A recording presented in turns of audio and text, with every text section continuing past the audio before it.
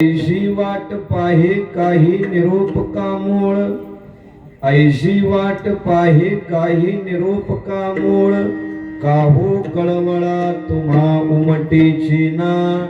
अहो पांडुरंगी पंढरीचे निवासी, लावोनिया असे चाळ उनी ठेविली.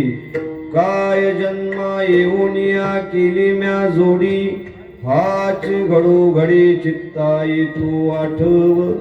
अहो पांडुरंगी पंढरीचे निवासी, लावोनिया असे चाळ उनी ठेविली. तुका म्हणे खरा न पवेची विभाग, धिक्कारिले जगाची लाहे शोभ.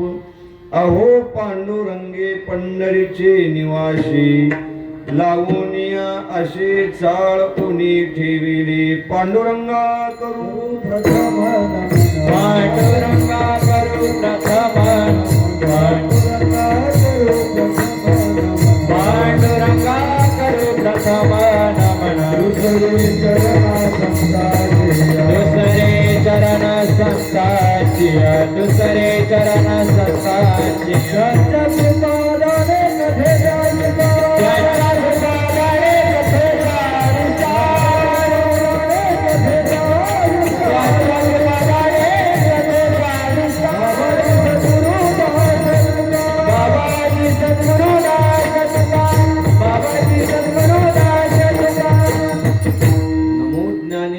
निष्कलंका जयाची गीतेची वाचिता टीका. ज्ञान होय लोका अति भाविका ग्रंथार्थिया. नमो सद्गुरु तुकया ज्ञान दीपा, नमो सद्गुरु सच्चिदानंद रूपा. नमो सद्गुरु भक्त कल्याण मूर्ती, नमो सद्गुरु भास्करा पूर्ण कीर्ती. संपाद्य ज्ञानंच विदाय भक्तिं, विलोकितो येन समाधिराजः. वैराग्यवन्तं सुविचारयुक्तं, नमामि जोगं शिरीसा गुरुं तं विठ्ठला.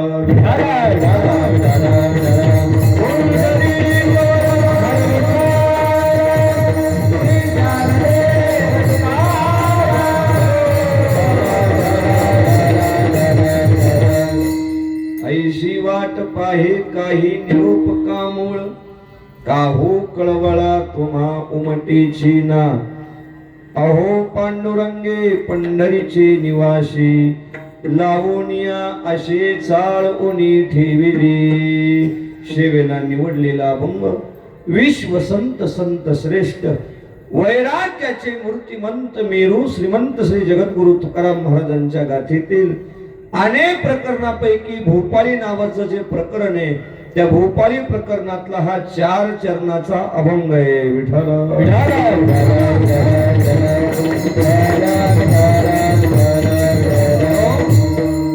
संकल्पित वेळेच्या अभंगाच्या पदापदाचं चिंतन करण्या अगोदर तुम्ही आम्ही सर्वजण ग्रामस्थ मंडळी, किंबहुना आमंत्रित पाहुणे भजनी मंडळी, भगवान श्री तुकोबारायांच्या पदस्पर्शानं पुनीत झालेली ही नगरी, ही भूमी, हे प्रांगण, या प्रांगणात सविको कमी करा, फक्त खालचाच आवाज द्या. आणि या जगद्गुरु तुकाराम महाराजांच्या पदस्पर्शाने पुनीत झालेल्या या प्रांगणात, भूमीत तुम्ही आम्ही कोणत्या कारणाने एकत्रित आलो याचं कारण सर्वाला माहित आहे. सालाबाद प्रमाणे याही वर्षी भगवंताच्या कृपेनं परिसरातील वैकुंठवासी गुरुवर्य मंडळीच्या कृपा आशीर्वादानं समस्त ग्रामस्थ वाकसईकर किंबहुना परिसरातील पंचक्रोशीतील भाविक भक्तांच्या सहकार्यातून किंबहुना उपस्थितीतून आणि सप्ताह कमिटी ट्रस्टच्या वतीनं भजनी मंडळीच्या वतीनं चालू असलेली ही भक्ती साधना यंदा 30वे वर्ष आणि 5व्या दिवसाच्या चिंतन सेवेत तुम्ही आम्ही सर्वजण उपस्थित आहोत. एकदा 5-6 वर्षापूर्वी मी या ठिकाणी रिकामी जागा भरली होती. काय या ठिकाणी 5-6 वर्षापूर्वी मी काल्याच्या कीर्तनासाठी रिकामी जागा भरून काढण्यासाठी आलो होतो. ती काही माझी जागा नव्हती, म्हणजे बदलीवर आलतो, बदली झाली होती. काय झाली होती? बदली झाली होती. पण आज जे आलो ना, ते काही बदलीवर नाही आलो, आणि तेव्हा काही म्हणलो नव्हतो की मी पुन्हा येईल. काय काय काय तेव्हा म्हणलो नव्हतो की मी पुन्हा येईल. पण या ट्रस्टच्या माध्यमातून, भजनी मंडळीच्या माध्यमातून ही चिंतन सेवा माझ्यापर्यंत आलेली, संकल्पित वेळेच्या आत यथामथी यथावकाश या अभंगाचं चिंतन मला तुमच्या सर्वांच्या गळी उतरवायचंय. सर्वांनी सर्वांगाचे कान करून हे चिंतन श्रवण करा. त्या अगोदर तुम्हा सर्व सज्जन माय बापाच्या आशीर्वादाची अपेक्षा करतो.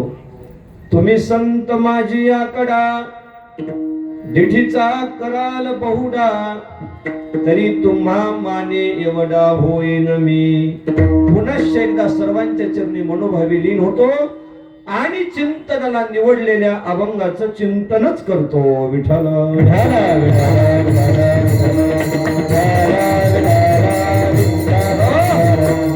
सेवेला निवडलेला अभंग जगद्गुरु तुकाराम महाराजांचा आहे.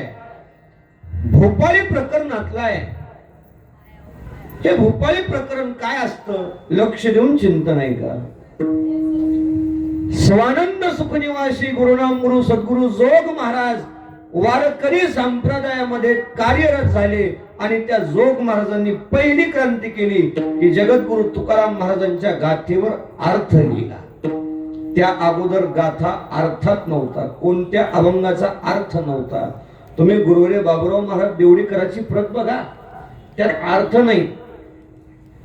पण जोग महाराज संप्रदायात कार्यरत झाले आणि त्यांनी गाथेचा पहिला अर्थ लिहिला व ती गाथा प्रकरणात आणली. काय काय काय ती गाथा प्रकरणात आणली. एका विषयाचे अनेक अभंग एका ठिकाणी आणले, त्याला प्रकरण म्हणतात. मग ज्यात पंढरीचं चिंतन केलं त्याला पंढरीपर प्रकरण म्हणा, ज्यात नामाचं चिंतन केलं त्याला नामपर प्रकरण म्हणा, ज्यात वेदांत सांगितला त्याला अद्वैतपर प्रकरण म्हणा, ज्यात उपदेश केला त्याला उपदेशपर प्रकरण म्हणा. असे अनेक प्रकरण गाथेमध्ये आहेत.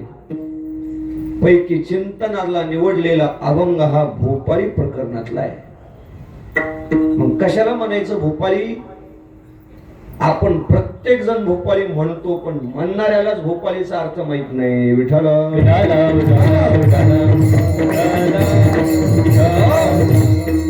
म्हणणाऱ्याला जर माहित नसल तर ऐकणाऱ्याची गोष्ट लांब आहे.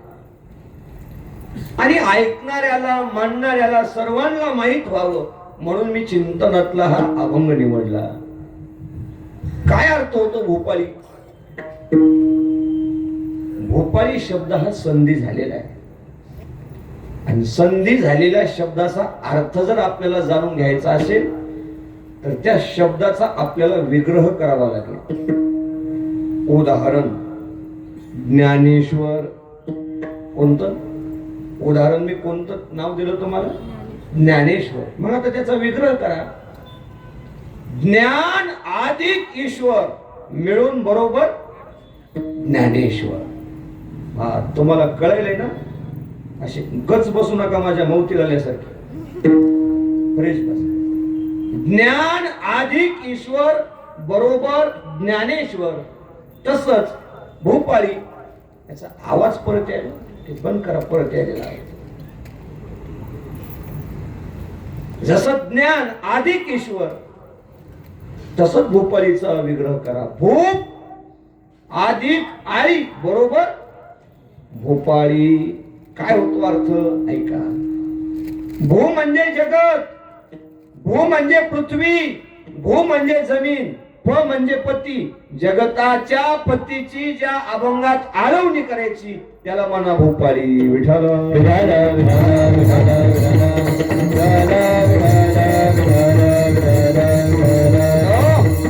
आणि आमचे गुरुवर्य दुसरा अर्थ परंपरेनं सांगतात की जे अभंग भूप रागात आळवायचे त्याला भोपाळी म्हणा.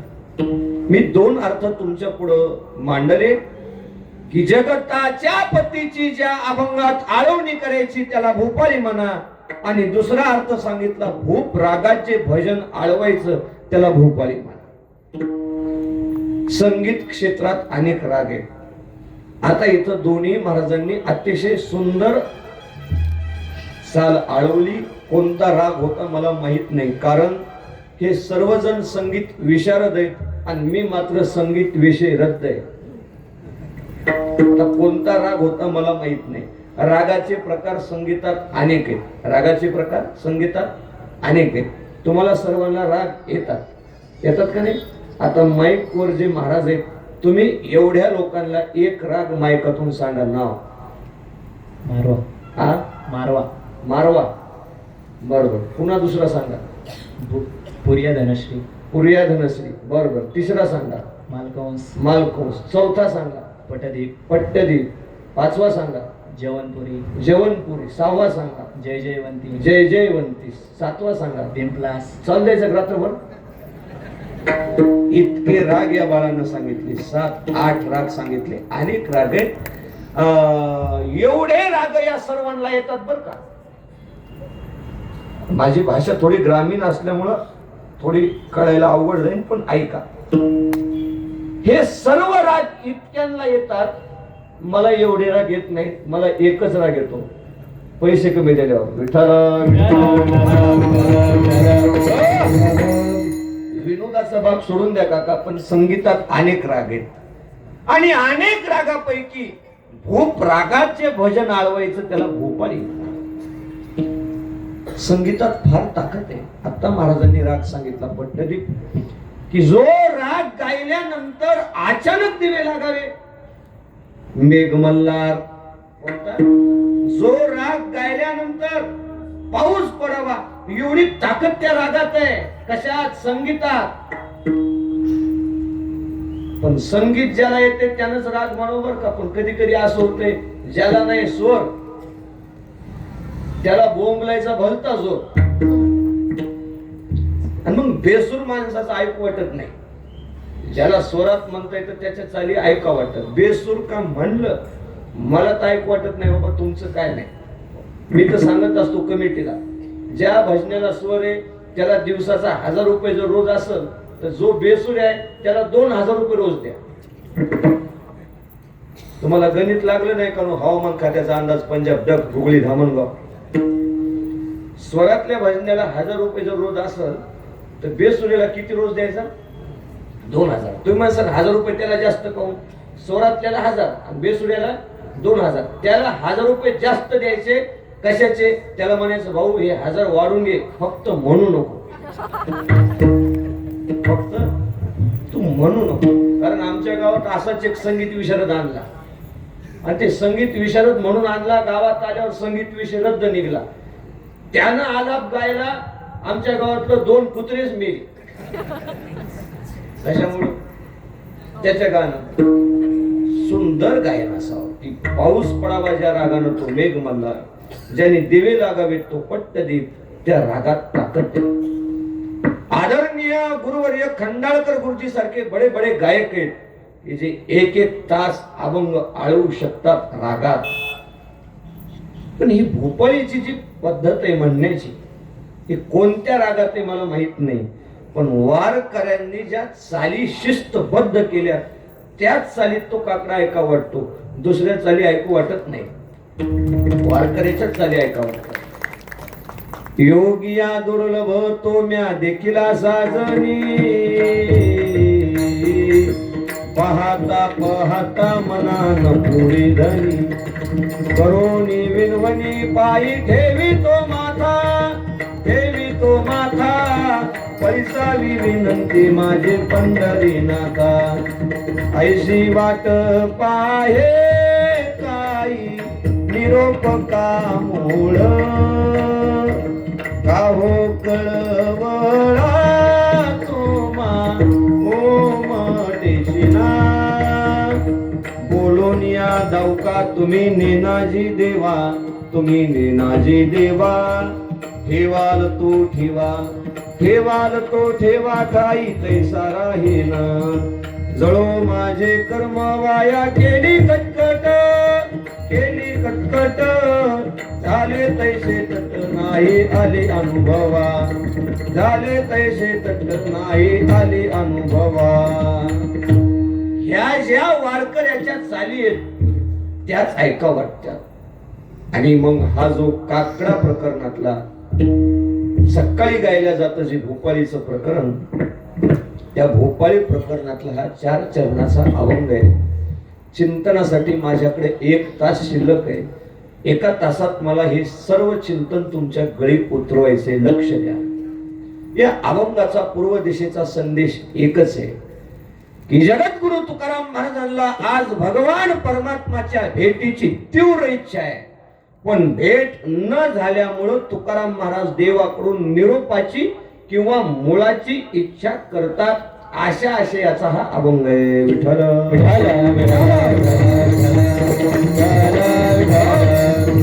आता तुमचं कितीपट माझ्या चिंतनाकडे लक्ष आहे मला माहित नाही, पण या अभंगाचा एक मुद्दा आहे, या अभंगाचं एक बलस्थान आहे की तुकाराम महाराजांना भगवान परमात्माच्या भेटीची इच्छा आहे, पण भेट नाही झाली नंतर पण अभंगाची भूमिका अलीकडची. भेट न झाल्यामुळं तुकाराम महाराज देवाकडून निरोपाची किंवा मुळाची इच्छा करतात. मग आता थोडं या अभंगात प्रवेश करण्यासाठी असं थोडं घेर धरून चिंतन करतो. लक्ष द्या मायबाप की तुकाराम महाराज, तुम्हाला तुकाराम महाराज विशेषत्वानं सांगण्याची गरज नाही, कारण या भूमीला तुकाराम महाराजांचे पाय लागलेले, म्हणून मला विशेष तुकाराम महाराज सांगायची आवश्यकता नाही.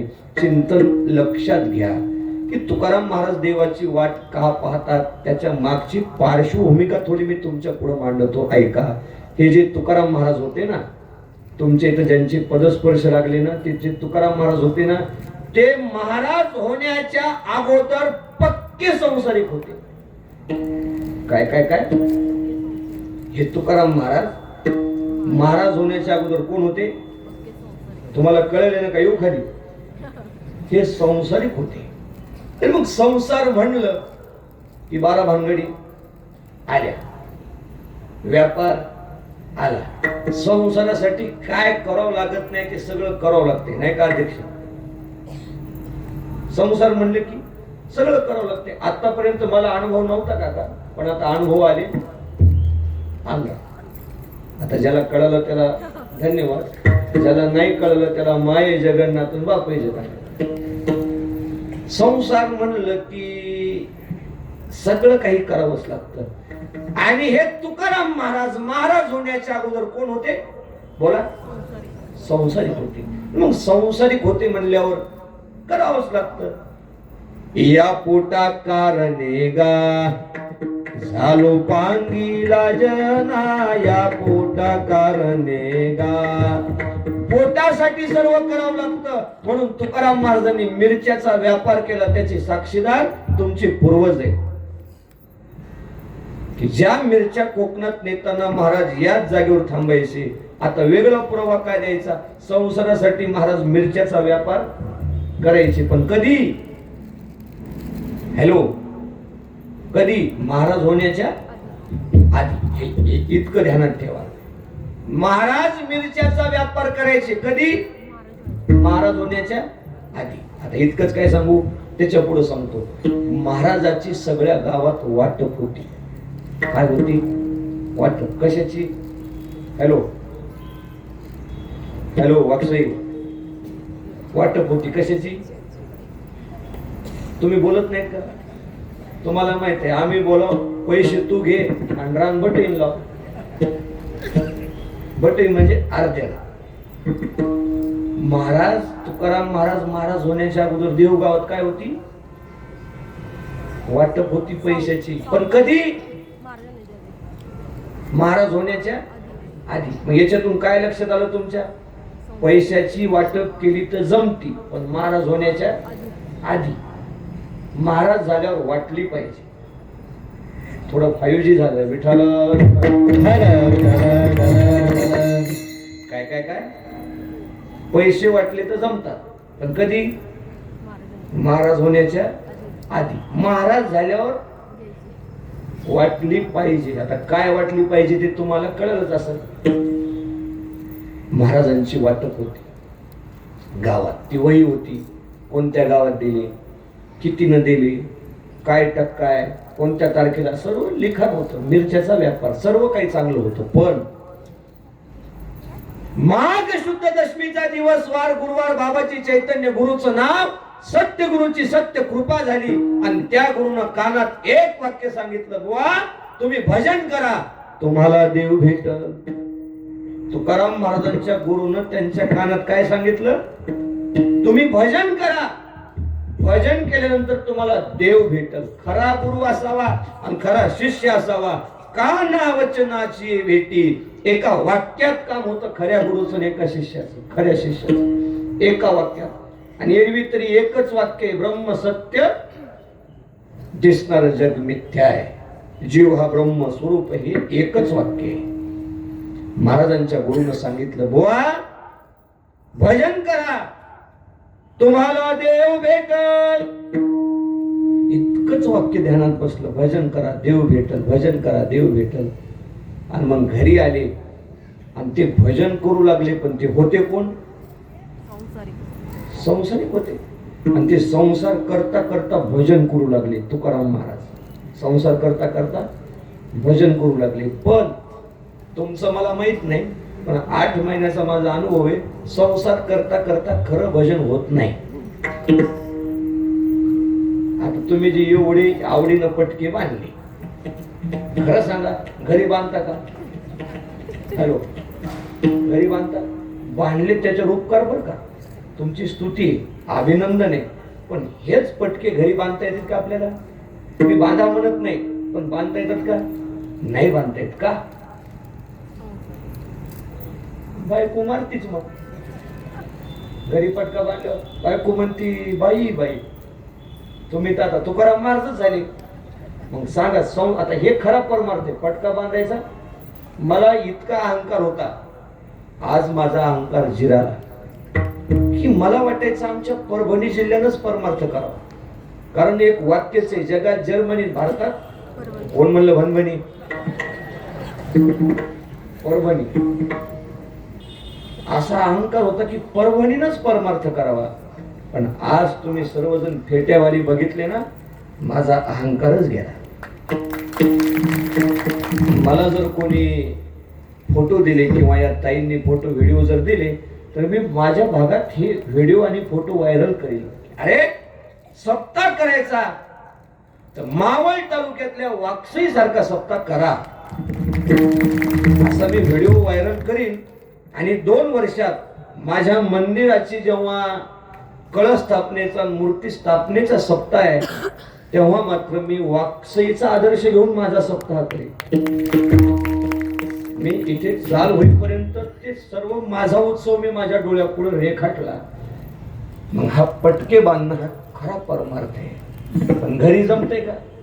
जमत नाही. सगळे धोत्रावर आहेत, घरी घालतात धोत्र, जमत नाही. मग संसार करता करता खरा परमार्थ होत नाही.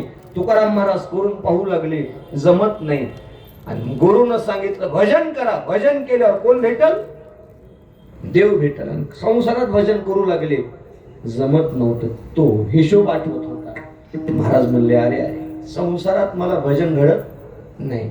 मग त्या तुकाराम महाराजांनी देवासाठी घेऊन जोग अवघा भोगाचे जिला, अवघा भोगाचे जिला, अवघा भोगाचे जिला, देवासाठी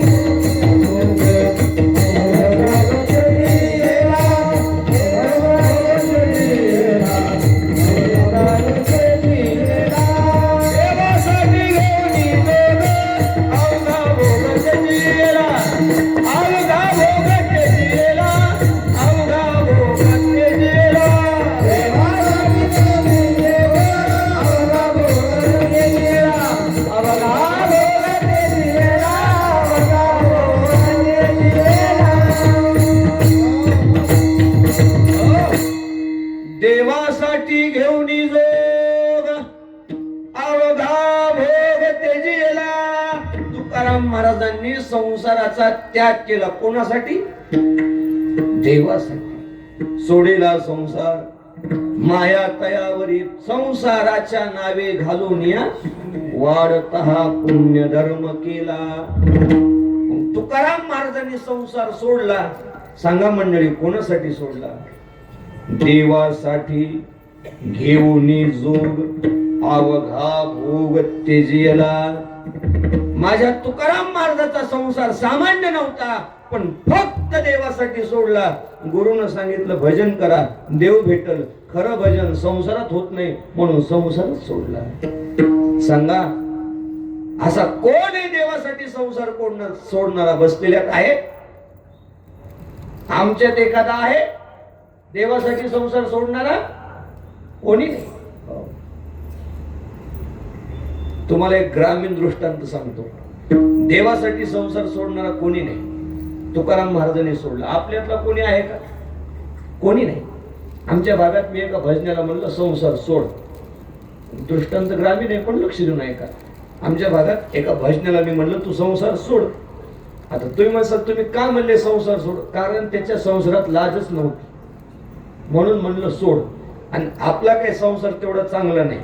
तुमचाही झाला काय, माझा झाला काय, आपल्या संसारात काही तिळभर पण लाज नाही. पण माणसाला इतकी घमंडी काय आपल्याजवळ? किती श्रीमंत आहेत तुम्ही? तुकाराम महाराज इतके श्रीमंत आहेत का? नाही. आपली श्रीमंती सांगू? आपल्या दारात एकच वटा, त्याच्यावर एकच शेळीचा खोटा, त्याचा दिमाग मोठा. काय काय काय? आपल्या दारात एकच वटा, त्याच्यावर एकच शेळीचा खोटा, त्याचा दिमाग मोठा. ते अख्ख्या वाकसीत कोणालाच मोजत नाही, बायाच माग करतो. मला काय कमी आहे, मला काय कमी आहे. असं जर उद्या तुम्हाला कोणी म्हणलं मला काय कमी आहे, तर त्याच्या कानात म्हणा तुला फक्त अक्कल कमी. काय कमी? अक्कल.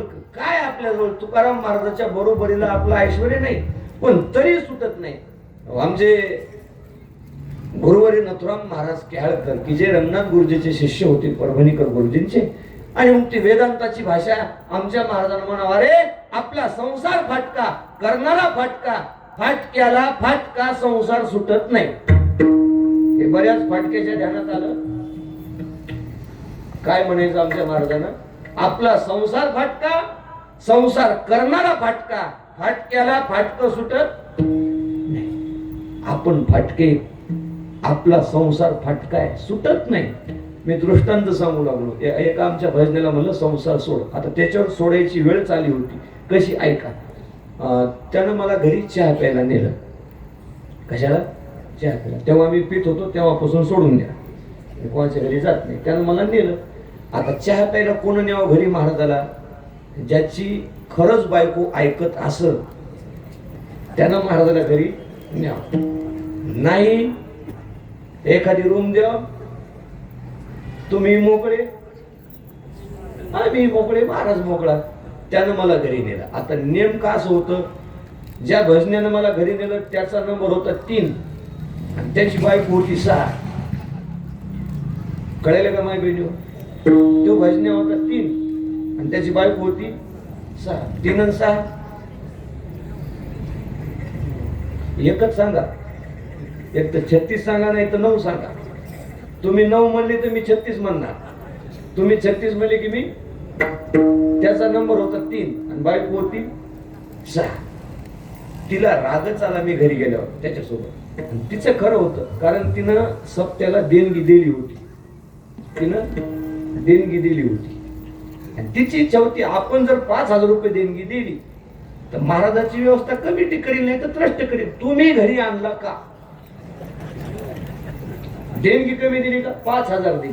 आता थोडा दृष्टांतच ग्रामीण असल्यामुळे थोडं लक्ष द्या. तुमच्याकडे देणगी अशी हजारांना असते, आमच्याकडे तशी देणगी नसते. आमच्या ग्रामीण भागातले सप्ताह म्हणलं की एकरी पट्टी असते. एकरी देणगी 100 रुपये एकर. ज्याला 10 एकर आहे त्याची किती झाले? 1000. आणि ज्याला 20 एकर जमीन आहे त्याची किती झाले? ही काही पद्धत असते आणि काही काही भागात पद्धत असते. आता याला तुमच्याकडे काय म्हणतात? हा, याला नाही हो, चेहरा. चेहरा. आमची ग्रामीण भाषा आमच्याकडे याला मुंडकं म्हणतात. काय? मुंडकं. आणि या मुंडक्याहून पट्टी असते. मुंडक्याहून पट्टी 200 रुपये मुंडकं. किती रुपये मुंडकं? 200 रुपये मुंडकं. त्या बाईच्या गावात तशीच पट्टी होती, 200 रुपये मुंडकं. आणि तिच्या घरात होते 5च माणसं. किती झाली पट्टी? हॅलो, 1000 रुपये. बघा ना कसे ध्यान देऊन ऐकली. 200 रुपये मुंडक्यानं पट्टी झाली ती 1000. तिच्याकडून घेतले होते 1200 रुपये मुंडके 5, 200 रुपये मुंडकं. आणि तिच्याकडून पट्टी किती घेतली? 1200. तिला राग आला ना. मी म्हणलो या बाईच्या घरी 5च मुंडके आहेत आणि तुम्ही 200 रुपये आगाऊ कसे घेतले? ते म्हणे महाराज तुम्हाला कळत नाही, तुम्ही फक्त कीर्तन करा. त्या बाईच्या पोटात एक मुंडक आहे.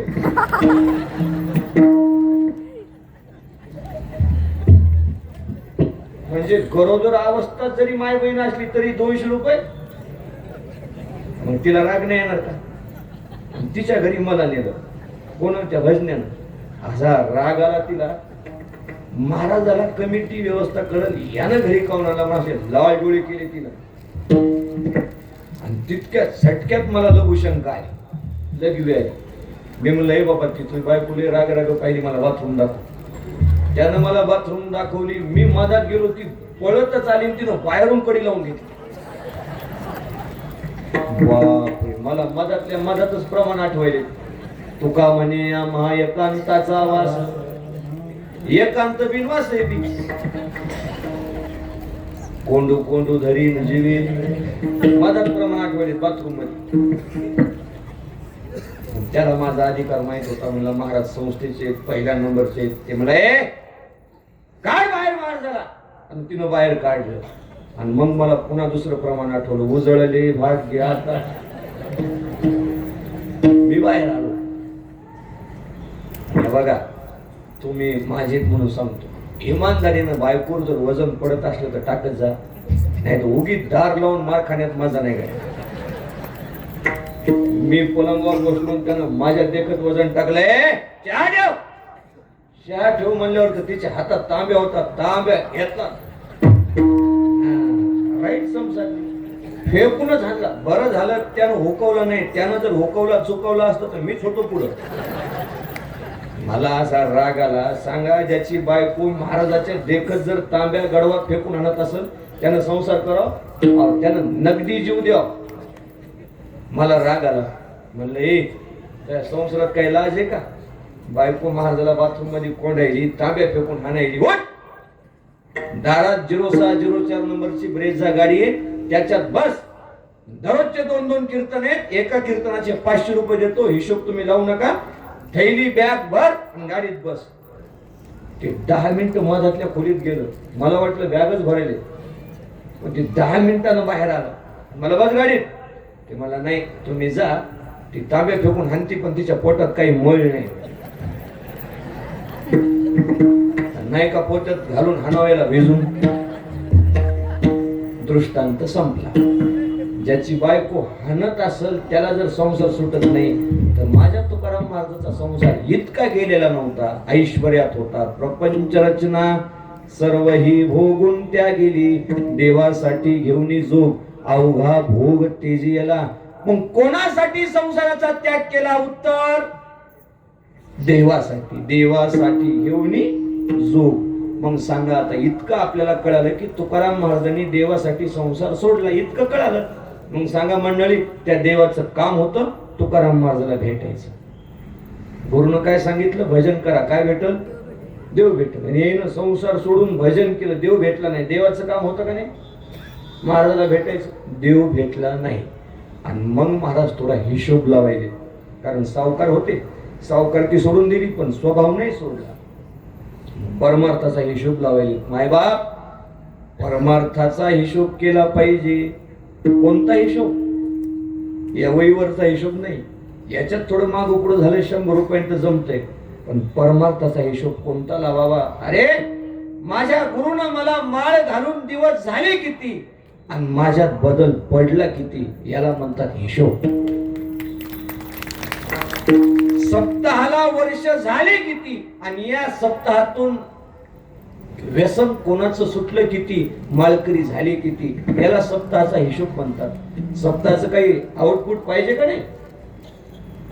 जर माळकरी होत नसतील सप्ताहातून, व्यसन जर सुटत नसल तर आजकालचा सत्ता म्हणजे फक्त महाराज लोक श्रीमंत करण्याचं साधन आहे. थोडं बोलणं स्पष्ट आहे, पण वस्तुस्थिती याच्यातून व्यसन जर सुटत नसल, समाज जर मालकरी होत नसल, तर हे साधन काय कशाच आहे? महाराजाला श्रीमंत करण्याचे. 61,000 रुपये भाव व्हावा, विषय वादाचा आहे, माफी असावी, चिंतनाकडे लगेच येतो. देवासाठी संसार सोडला पण देव भेटला नाही. महाराज थोडं गणित लावतात, माझं भजन चुकत असं म्हणून देव भेटत नसेल. सांगा, तुकाराम महाराजाचं भजन चुकते असं म्हणणारा कोण जन्माला आला? तुकाराम महाराजाचं भजन चुकणारं नव्हतं, मग का देव भेटत नाही? पण त्या संसार सोडल्याच्या नादात देव मला भेटला नाही, ते महाराजाला आलं टेन्शन. महाराजाला काय आलं? टेन्शन आलं. त्या टेन्शनच्या पायी महाराजाला आली ताप, आणि त्या तापीच्या झटक्यात महाराजाला एक आषाढीची वारी चुकली. कोणाची? तुकाराम महाराजाची. टेन्शन येते का नाही माणसाला? तुम्ही माणसं श्रीमंत बँकेत पैसे टाकता, बँकच पळून जाव, काय येते? कोणी कोण चमक निघती कळतच नाही. गचकन गचकत की दुसऱ्या दिवशी त्याच्या घरात दारात आवाज. महाराजाला टेन्शन आलं. का? देवासाठी एवढा ऐश्वर्यातला संसार सोडला, देव भेटला नाही. ताप आली आणि त्या झटक्यात वारी चुकली. महाराजाची एकच वारी चुकली बरं का, तुकाराम महाराजाची. आपल्या वाऱ्या किती काही चुकतात. आपल्या वाऱ्यात इलाज नाही, वारकऱ्यात इलाज नाही. पंढरीचा वारकरी वारी चुकून ये घरी, द्वादशीलाच घरी, काला करून कवाच नाही घरी. म्हणला मी वारकरी. कशाचा वारकरी? महाराजाची वारी चुकली. आता तुम्हाला मी पत्रिकेचं चिंतन सांगतो. पत्रिका कोणती? लग्न पत्रिका नव्हे. वारी चुकल्यानंतर महाराजांनी 66 अभंग दिले. त्याला पत्रिकेचं प्रकरण तुम्ही सर्व ज्ञात आहे, तुम्हाला लक्ष द्या. वारी चुकली, अंगात ताप, कथेची सामुग्री देहावसानावरी. महाराज खाटेवर बसलेले, डोळ्यासमोर चित्र उभं करा आता देहू गावातलं. महाराज खाटेवर आहेत. पंढरपूरला जाण्याची इच्छा आहे, देव तर भेटला नाही, होऊन जाण्याची इच्छा आहे. महाराजाला आता वाटायले देवाचं काम मोठे, मोठ्याच्या काम मोठे असतात, नाही न झालं. कमीत कमी देवानं कोणाजवळ तरी म्हणावं की जा त्या देऊच्या तुकारामाला म्हणाव इकडेच ये. कोणा मुखी ऐशी ऐकेन मी मात, चाल तुझं पंढरीनाथ बोलावितो. पण तसं एकही वारकरी तुकाराम महाराजाला म्हणत नाही. महाराज नाराज झाले. वारी आली, वारी चुकती. आणि वारीचा प्रस्थानचा नियम असा आहे, एकदा का टाइम निश्चित झाला की ती कोणासाठी थांबत. आणि मग देहू गावात अपार मिळाली वारकरी रे. वारकरी मिळाली आणि वारकऱ्यानं मंदिरात भजन सुरू केलं प्रस्थानचं. रामकृष्ण हरी विठ्ठल केशवा, रामकृष्ण हरी विठ्ठल केशवा. भजन सुरू झालं, आवाज कानावर आला आणि इकडं तर खाटेवरले तुकाराम महाराज, जीवना वेगळी मासुळी तैसा तुका. का मला पंढरपूरला जाता येत नाही, का मला देव भेटत नाही, ही तळमळ तळमळ. तिकडं भजन सुरू झालं आणि अशा बाबासारख्या एका वारकऱ्याला कळालं की यंदा तुकाराम महाराजाला येणं होत नाही. मग या बाबासारख्या वारकऱ्याला सगळ्याच वारकऱ्याला सांगितलं, अरे आता महाराजाला ताप आली, महाराज यावर्षी येणार नाही, आपणच महाराजाला भेटून जाऊ. वारकरी म्हणले काय हरकत नाही. आला तुमच्या डोळ्यासमोर चित्र. सर्व दिंडी महाराजाच्या घराजवळ आली. वारकऱ्यांनी घरात प्रवेश केला. महाराज खाटेवर बसलेले, वारकरी असे खाली बसलेले. आणि त्यातला एक वारकरी महाराजाला म्हणतो, महाराज या वर्षी तुम्ही आराम करा, पुढच्या महिनेवारीला आपण दोघं मिळून जाऊ, तुम्ही आराम करा. वारकऱ्यांना आराम करू नये. तसं म्हणल्याबरोबर तुकाराम महाराजाच्या डोळ्यात अश्रूच्या धारा लागल्या. घळ घळ घळ घळ अश्रू निघाले आणि महाराजांनी भावना व्यक्त केली, वारकरी का माझे पंढरी न देखती डोळे, काय हे न कळे पाप त्याची. तुमचं किती पट चिंतनाकडे लक्ष मला माहित नाही, पण वारकरी महाराजाला म्हणतो आराम करा. आणि महाराजाची भावना काय, का माझे पंढरी न देखती डोळे, महाराज म्हणतात, वारकरी आज माझे डोळे पंढरपूर बघत नाहीत म्हणजे नक्की माझ्या डोळ्यानं काहीतरी पाप केलं. आज माझे हात टाळ घेत नाहीत, माझ्या हातानं पाप केलं. आज माझे पाय पंढरपूरला जात नाहीत, माझ्या पायानं पाप केलं. असा कोण महात्मा आहे परमार्थ चुकत असताना स्वतःच्या इंद्रियाला पाप देतो? कोण आहे असा परमार्थी की इंद्रियाला पाप देणारा? फक्त तुकाराम महाराज आहेत. महाराज म्हणतात, का माझे पंढरी न देखती डोळे, काय माझ्या डोळ्यानं पाप केलं की आज मला पंढरपूर पाहता येत नाही. प्रत्येक इंद्रियाला पाप दिलं पाहिजे. मी इथं आलो तसं बघायलो, तुम्ही एकही हातानं टाळी वाजवत नाहीत, आता वाजवू नका. मी जेव्हा जेव्हा विठ्ठल म्हणलं आलो तसं बघायलो, तुम्ही एकाने हातानं टाळी वाजवली नाही. आणि मी तुम्हाला म्हणलो नाही की टाळी वाजवा, म्हणलो का? नाही म्हणलो, आणि म्हणणारे नाही, मरेपर्यंत म्हणणार नाही. इथंच नाही, कोणत्याच कीर्तनात मी म्हणणार नाही की हातानं टाळी वाजवा. पण तुम्ही मनानं वाजवली नाही, मी म्हणलो नाही, मरेपर्यंत म्हणणार नाही. तुम्ही मनानं वाजवली नाही, काय झालं? नका वाजवू नका. मला तुमच्यावर काही गरज नाही. तुम्ही एखादं उठून इथे येऊन जरी झोपले तरी कीर्तन झाले की मी उठून देतो. मी तुम्हाला म्हणत नाही टाळ्या वाजवा. पण आमच्या काही काही महाराज लोकांना इतका नाद लागलाय आता, हात वर करा, बसले बसू दे, जातील उठून, एकटाच बसशील बोंबलत, हात वर करा, पाय लांब करा. मी काही म्हणत नाही. एका गावात एकदा म्हणलो तर बाबासारखा म्हातारा मला, मी एका गावात म्हणलो ना तसं, हात वर करा. जो म्हातारा मला वारे वा, पैसे तुम्ही घ्या, हात वर आमचे करा.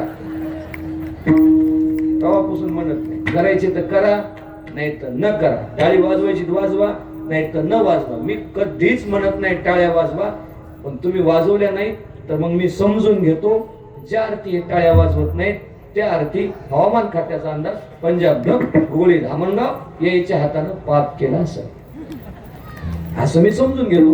आणि आता मला माहित आहे, मी विठ्ठल विठ्ठल म्हणल्यावर इथला प्रत्येक जण टाळी वाजवणार, म्हणून मी विठ्ठल विठ्ठल म्हणणार नाही.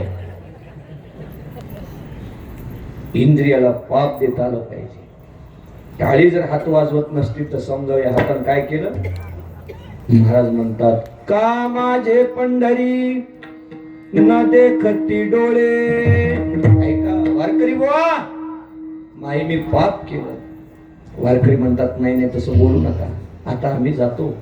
आता तुम्ही एक करा, तुम्ही संत जनी माझी करा विनवणी, माझी करा विनवणी. तुम्ही संत जनी माझी करा विनवणी, माझी करा विनवणी. काय चुक्याचा अन्याय त्याशी अंतरले पाय, त्याशी अंतरले पाय. काय चुक्याचा त्याशी अंतरले पाय,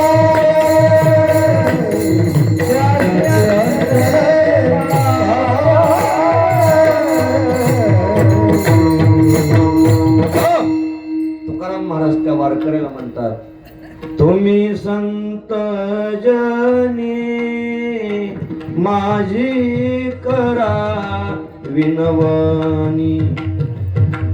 काय तुकयाचा अन्याय त्याशी अंतरले पाय. वारकरी, असा काय अन्याय मी केला असेल देव मला भेटत नाही, त्याच्यासाठी मी सर्व संसार सोडला. वारकरी म्हणतो, तुम्ही काळजी करू नका. मग वारकऱ्याजवळ महाराजांनी निरोप दिला, तुम्ही संत सारे कृपेची सागर, निरोप हा फार सांगा देवा. कृपाळू सज्जन तुम्ही संत जन, हेची कृपादान तुमची मज. आठवण तुम्ही द्यावी पांडुरंगा, किंवा माझी सांगा का कुलती. देवाला म्हणा, देऊच्या तुकारामानं संसार सोडला आणि एकदा भेटायला या म्हणा. वारकरी म्हणला काय हरकत नाही. वारकऱ्यानं घडी पाहिली, 8:30 वाजले. ते म्हणलं रामकृष्ण हरी, 8:30 वाजले, उठ. सगळेच वारकरी उठले आणि पंढरपूरला पोहोचले. आता तुम्ही म्हणसा नेमकेच निघाले आणि पोहोचले कसे? कीर्तनात पोहोचत असतात. ते वारकरी पोहोचला. आता इकडं तुकाराम महाराजाच्या मनाची भावना, आता वारकरी पंढरीत गेला असल, चंद्रभागेचं स्नान झालं असल, प्रदक्षिणा झाली असल, रांगेला लागला असल, गरुड पाराजवळ आला असल, देवाचं दर्शन झालं असल, देवाला बोलत असल, तुकारामानं संसार सोडला, एकदा भेटायला या. ही भावना कोणाची? तुकाराम महाराजाची. कुठं? देऊत. आणि तसंच झालं. वारकरी पंढरीत आला, चंद्रभागेचं स्नान केलंय, प्रदक्षिणा झाली, रांगेला लागला, घुसला नव्हता. रांगेला लागला, गरुड पाराजवळ आला, देवाजवळ आला आणि देवाला वारकऱ्यानं सांगितलं, देवा, देऊच्या तुकाराम महाराजांनी तुमच्यासाठी संसार सोडला, एकदा जाऊन भेटा. आणि देव वारकऱ्याला बोलणार होताच, तितक्यात वारकऱ्याच्या मागे बाई होती. ती माणसं ढकलेला असती सरकवायला पंढरपूरला. अब्दुलच्या गब्दुल तिथं बाया असतात का माणसं सरकवायला. तिनं जे वारकरी दिलं लोटून, वारकरी मंदिराच्या बाया. ते म्हणला रामकृष्ण हरी, डब्यान बिड्या घरी. वारकरी जेवून मला निरोप देणार होता आणि या बाईनं मला ढकलून दिलं. आता काय करावं? ते मला जाऊ द्या पुढच्या वारीला. पण इकडं तुकाराम महाराज वाट पाहतात. आता माझे सखे येती वारकरी, आता माझे सखे येती वारकरी. वाट पाहतात, आता माझे वारकरी येतील, सांगतील माझ्या निरोपाची मात, सांगतील माझ्या निरोपाची वाट, सांगतील माझ्या निरोपाची मात, सांगतील माझ्या निरोपाची मात.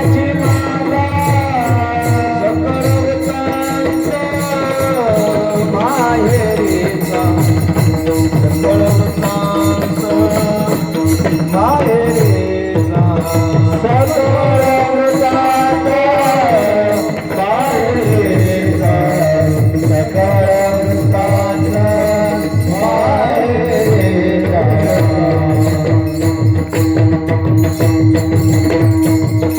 वारकरी येतील आणि माझ्या निरोपाचं प्रत्युत्तर देतील, सांगतील माझ्या निरोपाची मात, सकळ वृत्तांत माहेरीचा. आणि महाराजाला वारकरी डोळ्यानं दिसल्यावर का आनंद झाला. आजीची या लाभे ब्रह्मांड ठेंगणे, सुखे झाले मन कल्पवेना. वारकरी जवळ आला, वारकऱ्याचं दर्शन घेतलं, विचारलं, वारकरी काय म्हणला देव? वारकऱ्यानं आपली मान खाली घातली. तुकाराम महाराजांना समजून घेतलं, माझ्या निरोपाचं उत्तर देवानं वारकऱ्याजवळ दिलं नाही. खेद व्यक्त करतात, मी देवासाठी संसार सोडला, देव मला भेटला नाही, कोणाजवळ निरोप दिला नाही, मी दिलेल्या निरोपाचं उत्तरही देवानं दिलं नाही, खेद व्यक्त करतात. आता पुन्हा इच्छा बदलली तुकाराम महाराजांनी. तुका माने मज आठवा, तुका माने मज आठवा, तुका माने मज आठवा, तुका माने मज आठवा, तुका माने मज आठवा, बोल लवकरी पाठवा, तुका माने मज आठवा, बोल लवकरी पाठवा.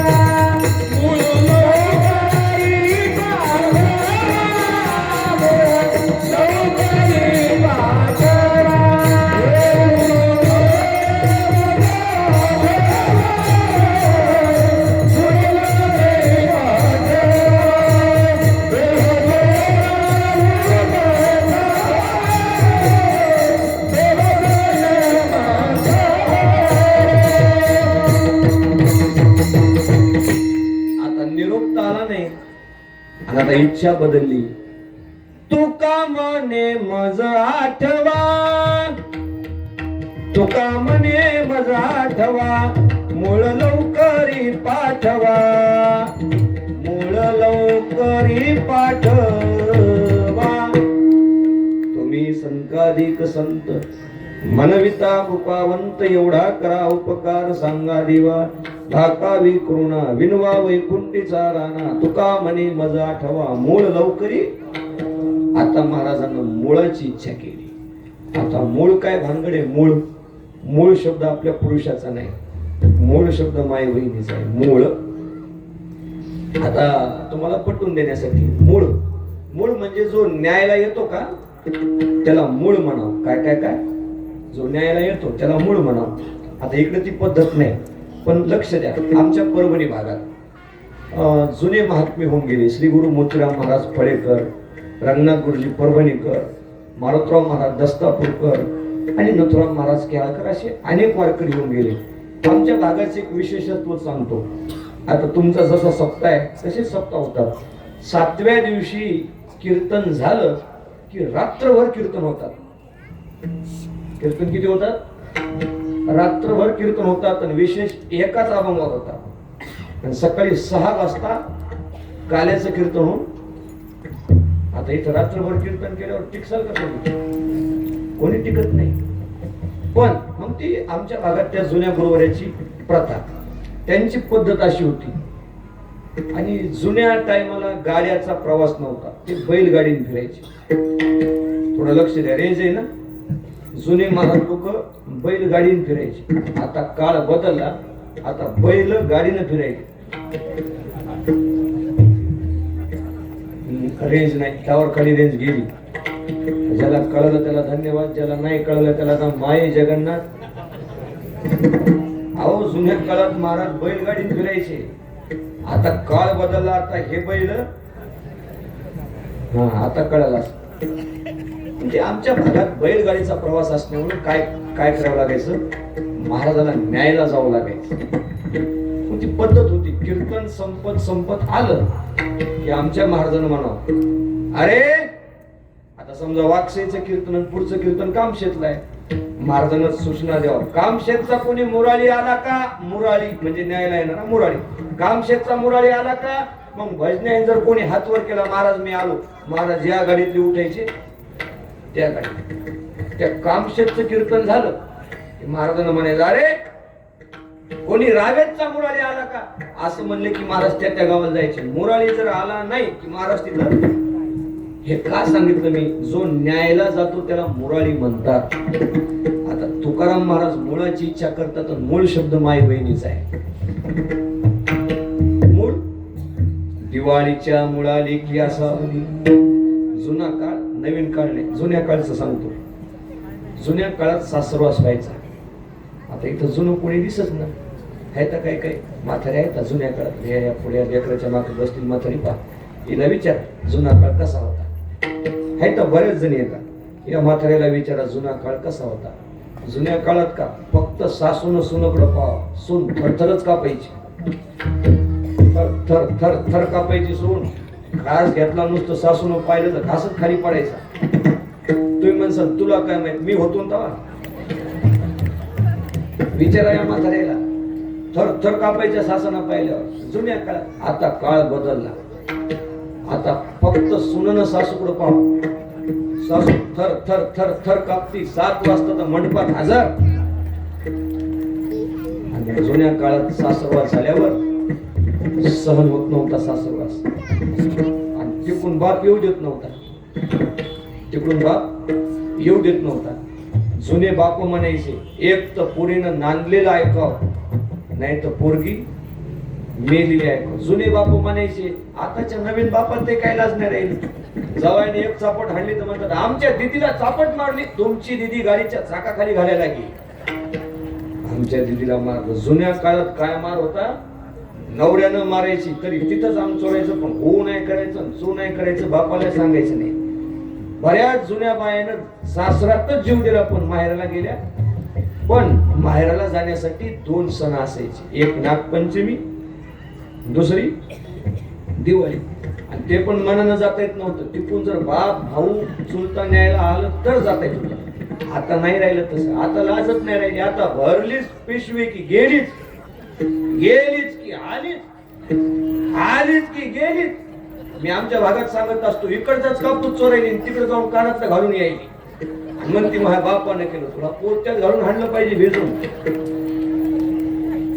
लगेच चालली लगेच यायली. आता काय नाही राहिली. सुन्या बाया कॅलेंडर बघायच्या, बाई आज 8 दिवस दिवाळी राहील.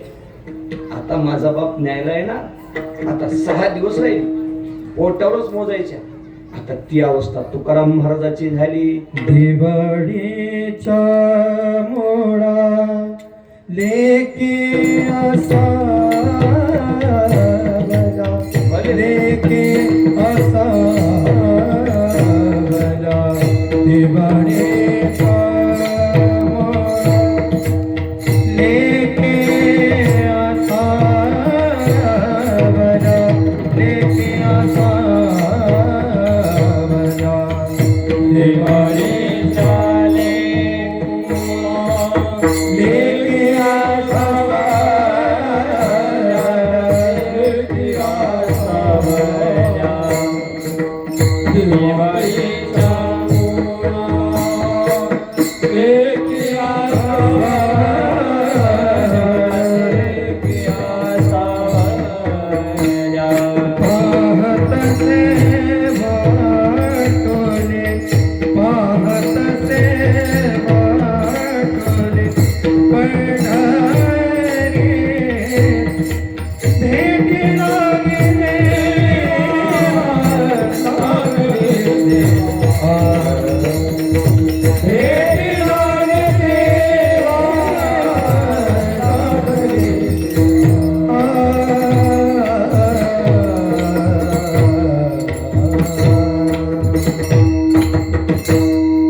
जी अवस्था सासरवासनीची झाली तीच अवस्था तुकाराम महाराजाची झाली. दिवाळीच्या मुळाली की असावली, वाट पाहे बाहे निरळी ठेवून हात, पंढरीची वाटी दृष्टी लागली चित्त. कै येता देखेन माझा माय बाप, घटिका मोठी दिवस लेके रघुवीरा बाप. ही अवस्था तुकाराम महाराजाची झाली. तरी देव भेटला नाही. आणि मग महाराज खेद व्यक्त करतात, ज्याच्यासाठी मी संसार सोडला तो मला भेटला नाही. आणि मग खेदातून महाराजांचं उत्तर, परमात्मा का हो कळवला तुम्हा उमटे दिना, काव कळवला उमटे दिना. काहो कळवला तुम्हा उमटे दिना, काहो कळवला तुम्हा उमटे दिना. ऐसी वाट पाले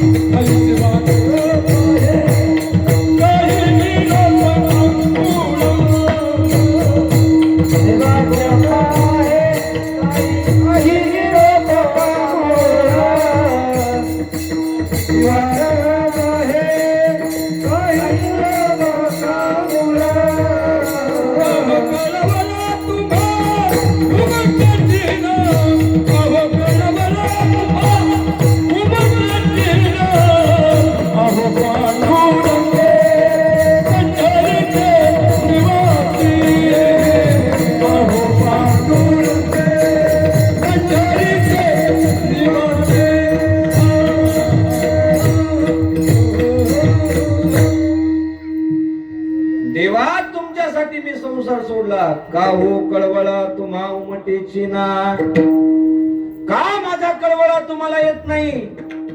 आता तुम्ही दया करा पंढरीनाथा, तुका विनवी पाया वेळोवेळा. मी तुमच्या वेळोवेळा पायावर नतमस्तक होतो. माझी दया तुम्हाला येऊ द्या, कारण तुमच्यासाठी मी ऐश्वर्यातला संसार सोडला.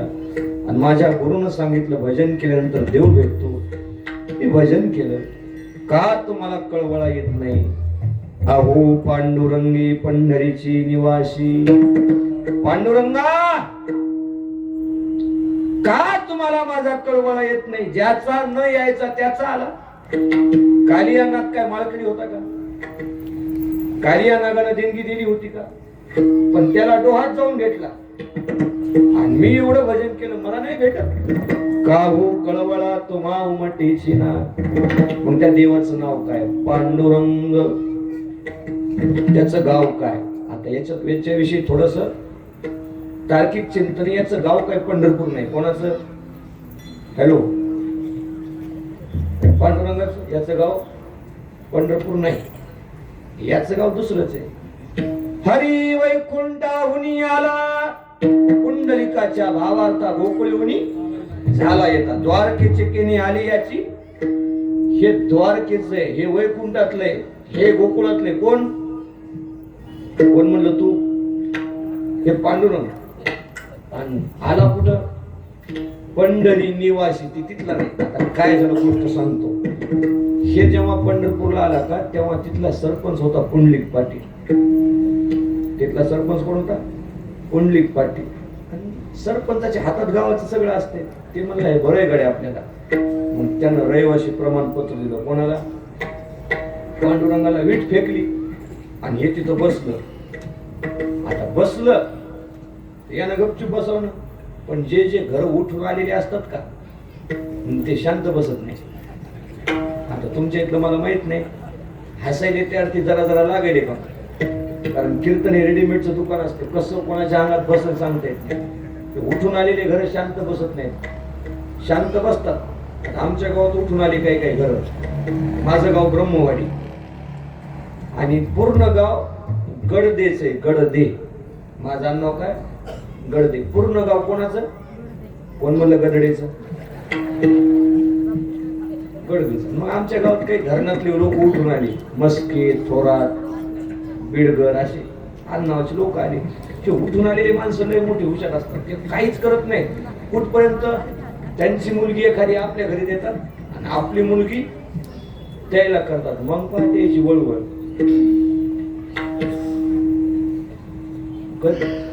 उठून आलेलंच घर एखाद्यावर 5 वर्ष गावाचा सरपंच होते. हॅलो होते का नाही. उठून आलेलं. तसं पांडुरंग उठून आलेला आहे. आणि यानं 28 युग तिथं राहिला. पुंडलिकाला बाजूला केलं. आपणच मालक झाला. आता तुम्ही सगळे सांगा पंढरपूरला तुम्ही जाता ते पांडुरंगासाठी जाता का पुंडलिकासाठी. खरं बोला तुम्ही. वारकरी कोणासाठी जाता. पांडुरंगासाठी जाता. ते गाव त्याचं आहे का. कोणाचं आहे. पुंडलिकाचं. झाला पुंडलिक बाजूला. मालक कोण झाला. पांडुरंग. त्या पांडुरंगाची महाराज वाट पाहतात. पंढरपूर पाटणी गा महाराज सार्वभौम पांडुरंग दीनबंधू.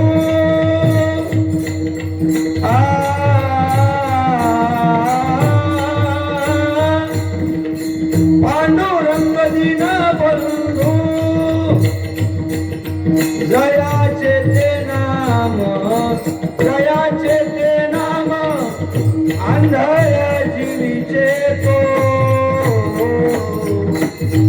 जाणतो धर्म. त्याचं नाव पांडुरंग. त्याचं गाव पंढरी. अहो पांडुरंगे पंढरीची निवासी. तुकाराम महाराजांना घडी बघितली तो 15 मिनिटं शिल्लक होती. महाराज म्हणले देवा तुझ्यासाठी इतकं केलं बिन तुम्हाला भेटत नाही. आता 2 गोष्टी सांगतो थांबतो. कारण शहरातले कीर्तने 9 वाजता थांबलं पाहिजे. आणि तुमच्यापेक्षा मला जास्त गडबड आहे. कारण लगेच 9:30ला मला गाडी येईल. विठ्ठल. 2 गोष्टी मूळचे निवासी, का मला तुम्ही आशेला लावलं? लावणीया आशे एक, चाळवणी ठेविले दोन. तुम्ही मला आशेला का लावलं? हे बघा, एक तर आशेला लावू नये आणि लागणाऱ्यानं लागू नये. आशा मोठी खराब असती. रावणाला आशा होती, तो रावण म्हणला होता मी काही तिथं नव्हतो, खरं पाणी गोड करील, समुद्र सोन्याला सुगंध आणील आणि स्वर्गाला शिड्यानी. एकही आशा पूर्ण नाही झाली. खरं पाणी खारच राहील, सोन्याला सुगंध आला आणि स्वर्गाला शिड्या. बरं झालं त्या गेल्या नाही. शिड्या जर नेल्या असत्या ते दारू पिताडे जाऊन ब्रह्मदेवाला हाणून आले असते. बरं झालं नाही. त्याची आशा एक तर आशेला लावूच नाही आणि लागलं तर लागू नये. सगळ्या प्रश्न सांगितले. यंदा तुम्ही 8 दिवस या बरं का भजण्याला. भजण्याला आशेला लावू. तुम्ही यंदा कसे या? 8 दिवस या. बरोबर तुम्हाला आम्ही पाकिट देऊ. आशे भजने लागले आशेला. तिथून बायकोला फोन करीत, अगं काळजी करू नको, वाकसेचा सप्ताह झाला आणि पाकिट झाल्यावर सगळंच आणतो. कांदे आणतो, बटाटे आणतो, वांगे आणतो, टमाटे आणतो. फक्त 8 दिवस तू थांब. भजने आशेला लागली. वाकसेला पाकिट जास्त भेटतात करून आशेला लागली. वाकसेचा काला झाला आणि लोणावळ्या जाऊन पाकिट पाहिलं तर पाकिटात 200 रुपये.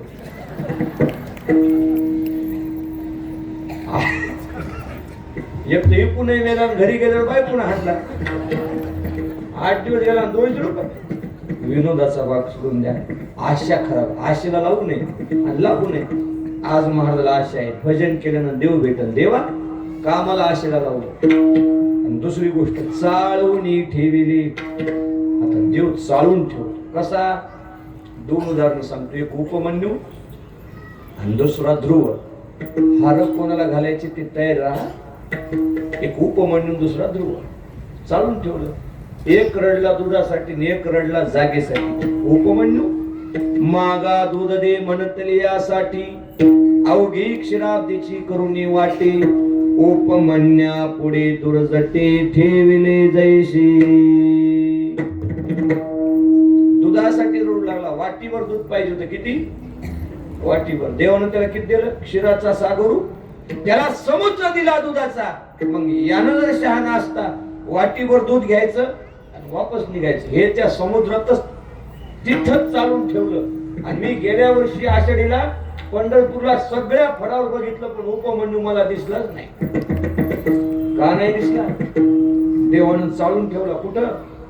त्या दुधात. आणि एक दुसरा ध्रुव बापाच्या मांडीवर बसला होता. सावत्र मायनं उठवला, ओठ, माझ्या पोटातून तुला जन्म घ्यावा लागेल, तिथं बसायचं. तर रडू लागला. देव त्याला भेटला, आडळपट दिलं, तिथंच वेळी घालली. कोणाला? ध्रुवाला. ते बी गेल्या वर्षी मी पंढरपूरला बघितलं, कोण्याच फळावर नव्हतं. कोण? ध्रुव. ध्रुव आणि उपमन्यू कधी पंढरपूरला येत नाहीत. का? देवानं ते चालून ठेवले. आणि तुकाराम महाराज म्हणतात, तू काय मला तसं समजायला का काय? चालविले एके रिद्धी शिट्टीवरी, चालविले एके रिद्धी शिट्टीवरी, चालविले एके रिद्धी शिट्टीवरी, चालविले एके रिद्धी शिट्टीवरी. ऐसा मी भिकारी नव्हे देवा, ऐसा मी भिकारी नव्हे देवा, ऐसा मी भिकारी नव्हे देवा. हे देवा, तू काय मला तसं समजायला का? चालविले एके रिद्धी शिट्टीवरी, तैसा मी भिकारी नव्हे देवा. मला पाहिजे तर तुझी भेटच पाहिजे, निरोपच पाहिजे, मुळच पाहिजे. आणि मी इतका संसार सोडला आणि तू जर भेटत नाही तर मग काय जन्मा येऊन या केली म्या जोडी. हाची घडोघडी चित्ता येतो आठव, तुका मने खरा न पवीची विभाग. तुका मने खरा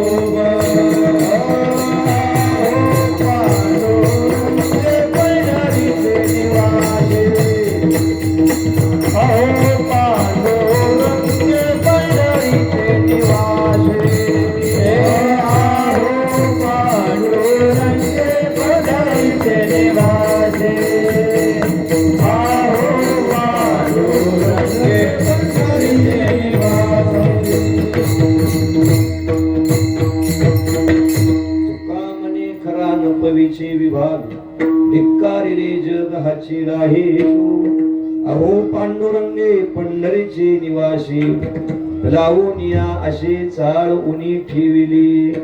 माझी चिंतन सेवा संपलेली. 5 मिनिटं शिल्लक आहेत. जेवढं योग्य बोललो ते श्री गुरु नथुराम महाराज केहाळकर यांच्या क्षणाच्या संगतीच आहे. स्वानंद सुख निवासी गुरु राम गुरु सद्गुरु जोग महाराज वारकरी शिक्षण संस्था 2018 ते 23 काळात ज्यांनी मला शिकवलं त्या गुरुवर्यांचे चुकीचं बोललो माझ्या उद्धटपणाचे मूर्खपणाचे झालेली चिंतन सेवा या ठिकाणी थांबवतो. अभंग मोठ्या चिंतनाचा आहे पण वेळ कमी आणि वेळेच्या पुढं कीर्तनकारानं कीर्तन करू नये. समय नकळे इडगळ बुद्धी समयोजाना समयोजाना असे बरेचसे प्रमाणे समय जाणला पाहिजे. भाग शहरी तसं ग्रामीण जरी असलं तरी कीर्तन लांबवायचं नाही कारण लोकांना त्रास होतो. कधीच नाही 5 मिनिटं आधी सोडायचं. पण काही काही महाराजांना वेळ जाती निघून सोंग येते मागून 7 ते 9 कीर्तन 9:30 ला सोडायला काऊन 2 तासात बोललं तरी म्हणते राहिलेले 2 चरण पुढच्या वर्षी येऊ नको. त्याला म्हणतो अजून 10 मिनिटं घे पण पुढच्या वर्षी येऊ. लांबवायचं नाही कीर्तन. मेघगाव कीर्तन लांबवलं 3 तास कीर्तन केलं. पुढं बसली म्हातारी होती अशी बोलली मला 3 तास कीर्तन केलं. मी फक्त इतकंच म्हणलो काय म्हणतात तुकाराम महाराज पहिल्या चरणात. खालून म्हातारी उठली ती म्हणली काही म्हणत नाही कीर्तन बंद कर म्हणतात. तेव्हापासून आपलं 5 मिनिटं आधी सोडत असतो. आणि आज मी आशक्त झालो कारण आज चंद्रग्रहण होतं नाही का. इथं काही वारकऱ्याला माहिती आहे सोम सूर्यादी ग्रहणे येऊनी करते पारणे का माता पिता मरणे अंकित जे दिवस ग्रहण पाळले पाहिजे. पण आता काही माणसं पाळत नाहीत त्याला मी काय करू. आणि मग मी रात्रीचा प्रवास केला त्यांना आशक्त झालो आणि इथं आल्यानंतर 1 तासभर झोप घेतली आणि नंतर आपल्या जगद्गुरूला गेलो. तिथं 11च्या आत आवरून थोडा नाश्ता केला जास्त नाही केला कारण सुस्ती येईल झोप येईल.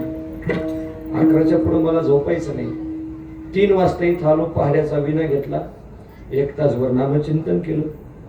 नंतर हरिपाठ झाला भजनी मंडळीचा आणि मग जेवलोच नाही ना मी. आता तुम्ही काही जेवून आले आणि आता लगेच माये जगन्नाथ मला पुन्हा लगेच गाडी आणि माझा थोडं 2 घास खातो आणि निघून जातो. सर्वांच्या आशीर्वादाची अपेक्षा करतो. ना पडे नावाची सेवा हे जाणी स्वामीची ऐशी आमद ग्रंथाची की योग्यता अशी. एकदा इथं मी आलो होतो काल्याचं कीर्तन केलं त्या प्रांगणात. पुनश्च एकदा ट्रस्टच्या माध्यमातून मला पुन्हा बोलवलं त्याबद्दल धन्यवाद. सर्वांच्या दर्शनाचा योग आला. पुनश्च एकदा सर्वांच्या चरणी मनोभावी लीन होतो आणि माझे 2 शब्द या ठिकाणी थांबवतो. करवली तैशी केली कटकट वाकडी का नीट देव जाणे कोणा कारणे झाली निर्माण देवाचे कारण देव जाणे ठोपार